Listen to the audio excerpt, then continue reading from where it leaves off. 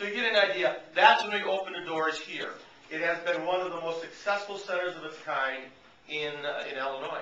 It leads into a lot of things based on the number of students we see.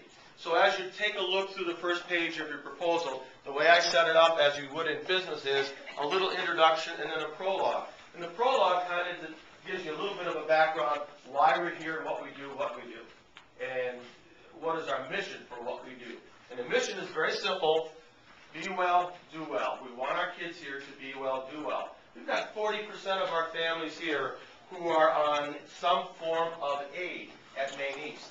We have a whole host of families, because they're new to the country, cannot navigate our healthcare system. It's just too cumbersome. I'm in hospital administration, and I find it difficult before I came here. And we're trying to make that easier for people. Certainly the school-based health center is an opportunity to make it easier, not just for the students, but for the families. So while we serve the kids, we serve the families through a family center that we put on. The idea behind this was to, let's see if we can make this work and become what we call budget neutral. And that, does anybody have an idea what that means? Budget neutral?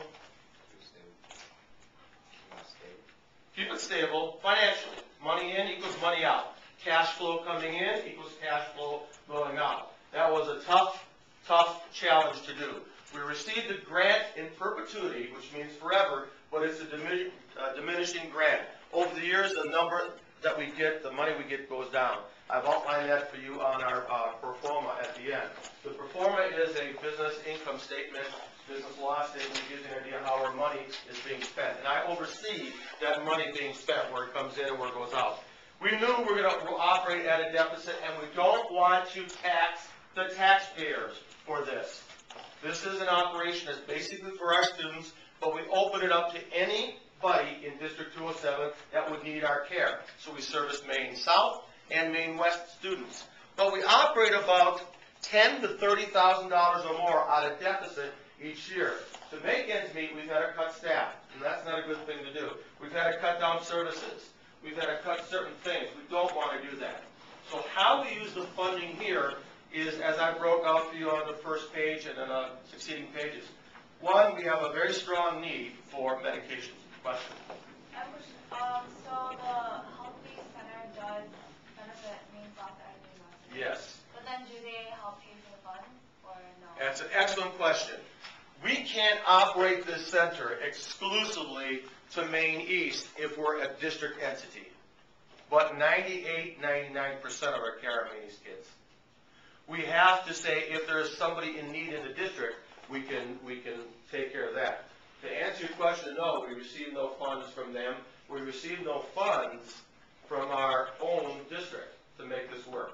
The funds that really make this work are what we're able to raise in terms of grants, in-kind donations, and services. And we need $220,000 a year to make ends meet.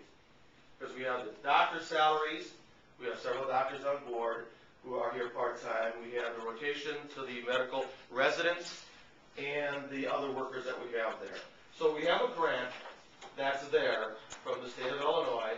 We have other grants coming in, and we have in-kind services, and we reach out to populations like this to make ends meet. So does that answer a little bit? So we service a 99, 98% Maine East, and we have to take in those who might need something from Maine West. We've had a Maine West student here with a very serious condition, and we have a doctor who can help him right there. We have had a Maine South student in the same situation. So we get a kind of a whole host of different things coming in. If you take a look in one of the handouts about 4 pages down, you're going to see the scope of services. And the scope of services are what we perform. Here's what we were up against. A lot of the people in the community thought a school-based health center was, and I'll make this as bluntly as possible, a way to hand out condoms to kids to help control sexual abuse, sexual use, issues of sexual impropriety, all those kinds of issues. No, that is not what the school-based health center is about. It's about immunizations.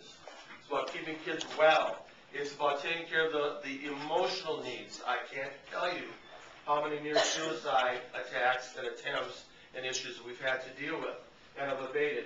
We have kids from other parts of the country who don't have the medicines to take care of a cardiac arrhythmia or a different rhythm to the heart. We have kids coming on who don't have the necessary care that's helping on respiratory diseases. So when we take a look at where the funding is going to go, we have a need for medicines. It's hard to get certain medicines donated. A lot of these are what we call bronchial inhalers. Albuterol, one, Flovent is another, Ativar is another. A lot of the needs we have is for medical supplies, syringes, needles, and that's for the use that we have for the vaccines, for the alcohol pledgets, for the other consumable medical supplies. We have a need for equipment, an EKG, portable EKG that we can help out right on the spot. And then there's the operational expense. So I try to outline for you as you look at that what our operational needs would be and where our funding would go to make ends meet. So on a